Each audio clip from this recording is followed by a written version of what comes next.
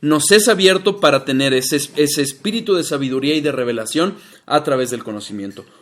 Si hoy tenemos esta palabra en nuestras manos, es gracia, y tenemos acceso a la sabiduría misma de Dios. Y es lo que hemos estado viendo en estos estudios, cómo la sabiduría de Dios que está plasmada en la palabra es hoy revelada a nosotros y la podemos conocer. No solo las promesas, no solo las promesas son lo que no tenemos acceso, su sabiduría y poder para llevarlas a cabo, como lo narra.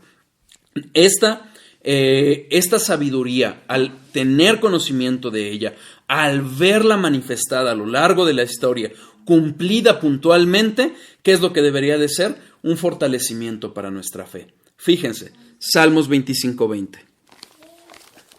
Salmo 25, versículo 20.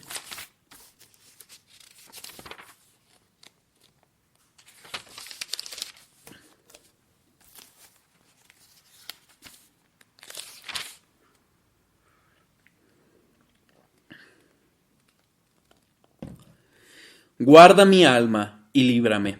No sea yo avergonzado porque en ti confié.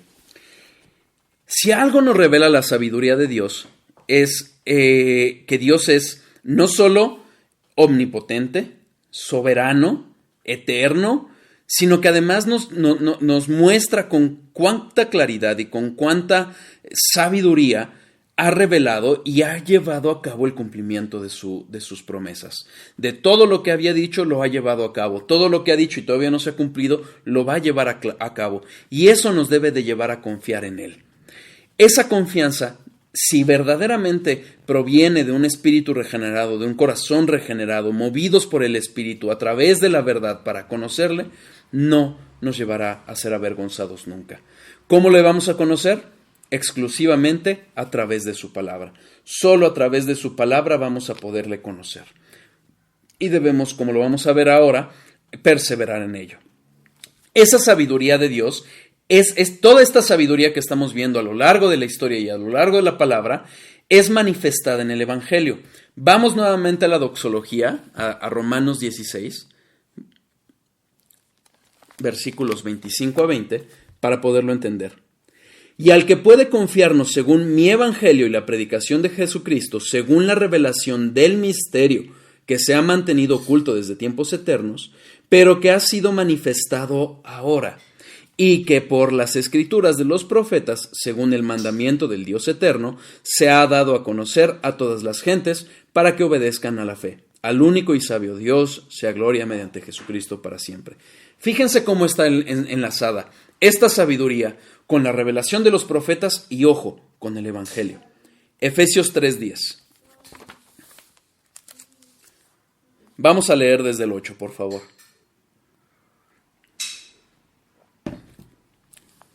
A mí, que soy menos que el más pequeño de todos los santos, me fue dada esa gracia de anunciar entre los gentiles el evangelio de las inescrutables riquezas de Cristo y de aclarar a todos cuál sea la dispensación del misterio escondido desde los siglos en Dios, que creó todas las cosas, para que la multiforme sabiduría de Dios sea ahora dada a conocer por medio de la iglesia a los principados y potestades en los lugares celestiales.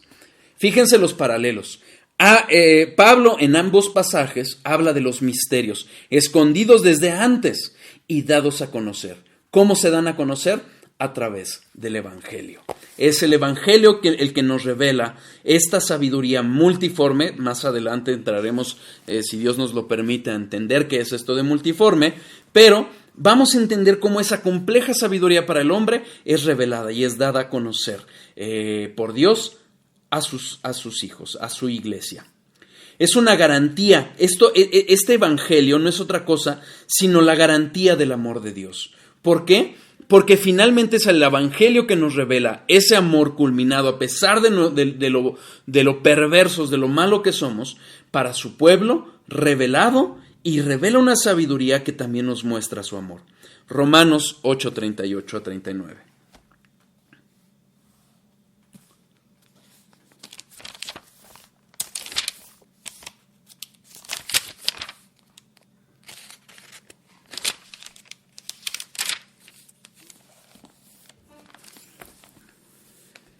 Por lo cual estoy seguro de que ni la muerte, ni la vida, ni ángeles, ni principados, ni potestades, ni lo presente, ni lo porvenir, ni lo alto, ni lo profundo, ni ninguna otra cosa creada nos podrá separar del amor de Dios que es en Cristo Jesús, Señor nuestro.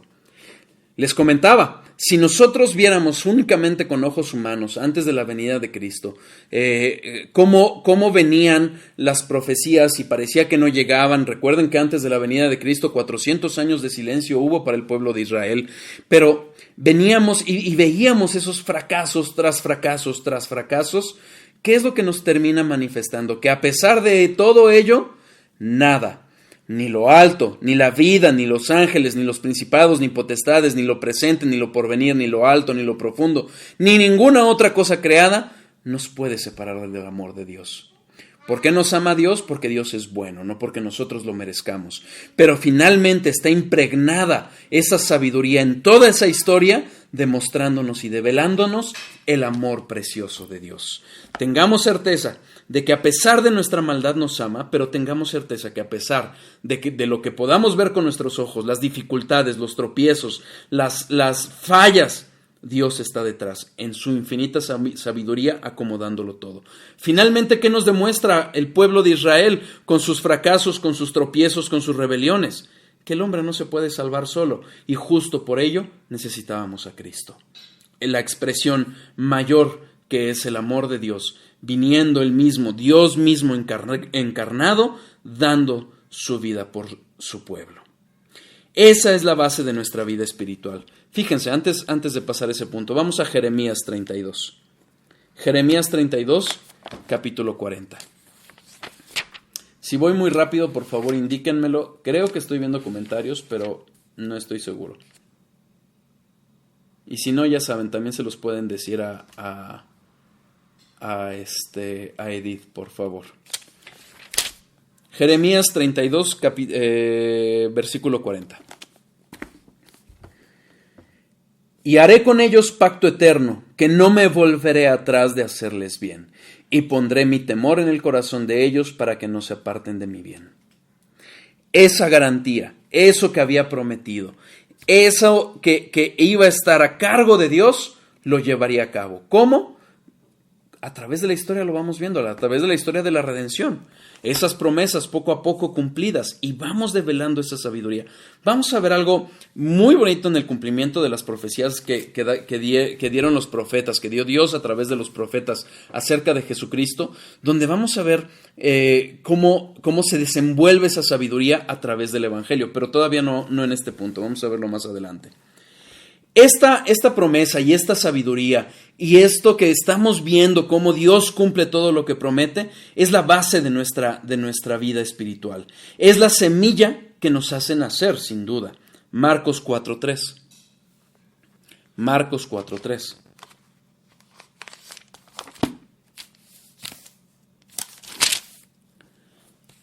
Oíd, he aquí el sembrador salió a sembrar. Versículo 8.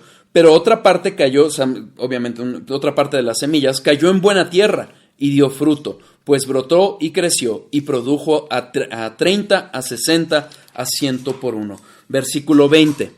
Y estos son los que fueron sembrados en buena tierra, los que oyen la palabra y la reciben, y dan fruto a 30, 60 y a 100 por uno. Versículos 26 a 28, a 29.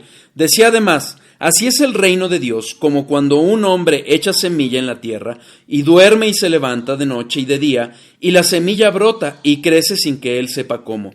Porque de suyo lleva fruto la tierra, primero hierba, luego espiga, después grano lleno de espiga. Y cuando el fruto está maduro, enseguida se mete la hoz porque la siega ha llegado. Entonces vemos que esa semilla que es la palabra es la que va a darnos vida y es la base primaria donde empieza nuestra vida espiritual.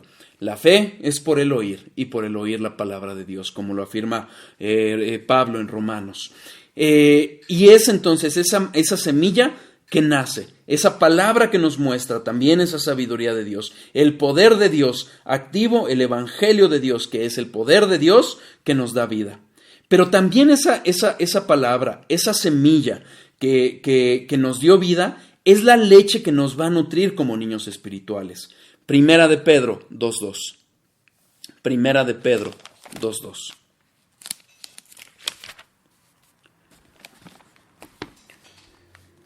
Vamos a leer desde el 1. Desechando pues toda malicia, todo engaño, hipocresía, envidias y todas las detracciones, desead como niños recién nacidos la leche espiritual no adulterada, para que por ella crezcáis para salvación, si es que habéis gustado la benignidad del Señor. Fíjense, ¿se acuerdan cómo cuando empezamos a hablar acerca de la sabiduría de Dios y hablando en Romanos antes de llegar a la doxología, llegamos a las advertencias que hace Pablo acerca de la falsa doctrina? Nuevamente, aquí lo dice Pedro. Cuidado con los engaños, con las hipocresías, con las envidias, con las detracciones. Y busquemos esa palabra, esa leche espiritual no adulterada, es decir, la palabra misma, la sana doctrina que nos va a nutrir, va a hacer crecer nuestra fe, va a hacer que nuestra vida espiritual florezca. Es la sabiduría de Dios impregnada en la palabra de Dios. Es la verdad la que nos va a llevar a la piedad. Fíjense, Juan 17:17. Es un texto en donde vemos que Jesucristo está iniciando su ministerio de intercesión, y es justamente de esta forma que ora al Padre por su pueblo, por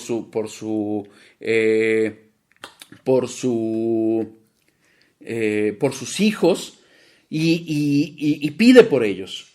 Está en el aposento alto, les da las últimas palabras antes de ser entregado por Judas, y todo el capítulo 17 registra justamente esta oración. Hermosa, se la recomiendo estudiar. Capítulo 17, versículo 17. Santifícalos en tu verdad, tu palabra es verdad. La palabra de Dios es la verdad. ¿Por qué?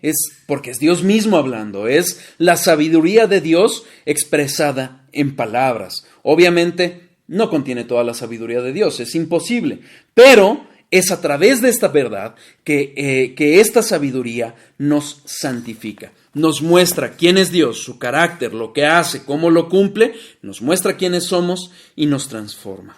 ¿Sí? Entonces, vemos en resumidas cuentas que esta verdad y esta sabiduría impregnada en la palabra de Dios es la semilla que nos da vida, es la leche que nos nutre como niños espirituales y es la que nos va a ir santificando a través de la madurez hasta el momento de nuestra muerte. Como dice Charnock, la primera santificación y su progresión son primeros rasgos distintivos y sus colores últimos son forjados por el Evangelio. Siempre el Evangelio, esta verdad, esta sabiduría infinita de Dios, llevada a cabo y plasmada en la palabra de Dios, es la que nos va a santificar primero, pero nos va a hacer madurar. Desde los primeros rasgos distintivos de un creyente, como es ese denuedo, esa confianza en Dios, ese renunciar al pecado, hasta la madurez de un creyente maduro, que son esos colores últimos de los que habla Charnock, son forjados por el Evangelio. Necesitamos el Evangelio, necesitamos la sabiduría de Dios. Cuidado cuando empezamos a distraer nuestras cosas en las cosas mundanas. Cuidado con esas doctrinas de hombres. Cuidado hoy, quienes me siguen en Facebook pudieron ver que publiqué algunas predicaciones, están en inglés, no las hay en español, justamente atendiendo con estos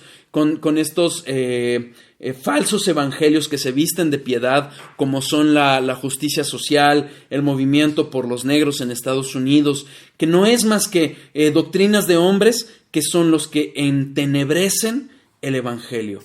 Y por eso vemos cristianos inmaduros en el mejor de los casos, pero sobre todo cristianos falsos. Cuidémonos de ello. Por eso el evangelio, por eso buscar la sabiduría de Dios. ¿Queda claro? ¿No hay comentarios? ¿No hay nada, mi amor? No. Sigamos adelante. El evangelio no es otra cosa que la revelación de Cristo. El evangelio es Cristo siendo manifestado. Regresemos nuevamente a Romanos 16, por eso les he dicho, vamos a dejar un papel aquí, porque vamos a estar viendo, a desmenuzar estos versículos, lo